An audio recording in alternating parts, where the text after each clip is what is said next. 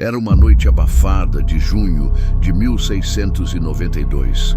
Na movimentada Port Royal, conhecida como a Sodoma do Novo Mundo, os últimos bêbados ainda vagavam pelas ruas de terra batida quando o primeiro tremor chegou.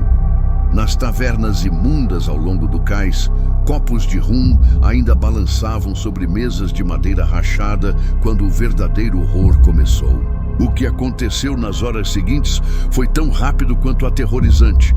Em questão de minutos, a cidade mais rica do Caribe seria engolida pelo mar, deixando para trás apenas lendas e ossos. Para entender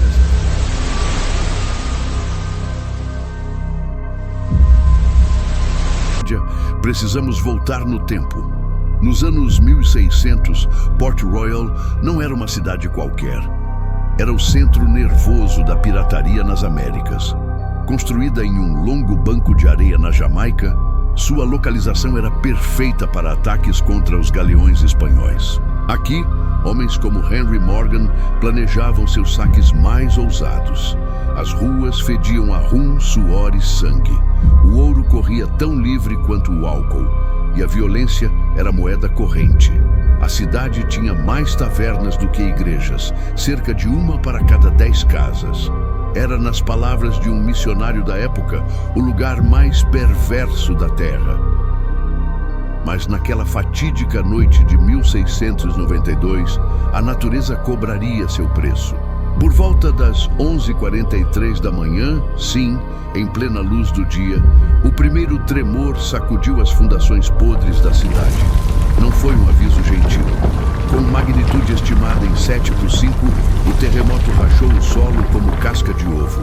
Edifícios de tijolos que abrigavam tavernas e bordéis desabaram instantaneamente, esmagando dezenas de pessoas que ainda se recuperavam da noite anterior. O caos foi instantâneo, mas o pior estava por vir. O tremor principal durou incríveis 6 minutos, uma eternidade para um terremoto. Quando os sobreviventes pensaram que o pior havia passado, 3 ondas gigantes surgiram no horizonte. O mar recuou primeiro, deixando peixes saltitando na areia seca. Alguns correram para coletar o presente inesperado. Foi sua última ação. Os tsunamis que se seguiram varreram o que restava da cidade, arrastando casas inteiras para o abismo. Aqui está o detalhe mais macabro.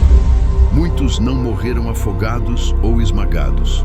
O solo sob Port Royal sofreu um fenômeno chamado liquefação. Imagine isso. A areia sob seus pés, de repente, se transformando em água. Pessoas acordaram com suas camas afundando no chão. Ruas inteiras desapareceram como se nunca tivessem existido. Um relato da época descreve um homem vendo sua esposa ser engolida viva pelo assoalho de sua própria casa. Ele conseguiu agarrar suas mãos, mas a terra sugou seu corpo como areia movediça, deixando-o segurando apenas os braços arrancados. Quando o sol nasceu no dia seguinte, o cenário era dantesco. 2/3 da cidade haviam sumido. Onde antes havia ruas movimentadas, agora havia um mar calmo e traiçoeiro. Corpos boiavam entre os escombros submersos. Os sobreviventes, muitos cobertos de sangue e lama, vagavam como almas penadas. Calcula-se que mais de 2.000 pessoas morreram quase instantaneamente. Outras 3.000 sucumbiriam a ferimentos e doenças nas semanas seguintes. Mas por que Port Royal foi tão cruelmente punida? Muitos na época viram a tragédia como castigo divino. O reverendo Emmanuel Heath, um dos poucos clérigos da cidade, escreveu em seu diário sobre como tentou em vão avisar os moradores sobre seu comportamento pecaminoso. Quando o terremoto atingiu, ele estava justamente pregando sobre o julgamento de Sodoma e Gomorra. A coincidência era grande demais para ser ignorada. Nos séculos seguintes, Port Royal se tornou uma lenda. Arqueólogos marinhos que exploram o local hoje encontram cenas congeladas no tempo. garrafas de rum ainda seladas, pratos postos em mesas submersas, até esqueletos preservados em posições de desespero. Um dos achados mais chocantes foi o corpo de uma criança abraçada à sua boneca, ambos transformados em corais pelo tempo. O local é tão bem preservado que foi chamado de Pompeia do Caribe. Mas Port Royal não está sozinha na história. Outras cidades compartilharam destinos igualmente terríveis.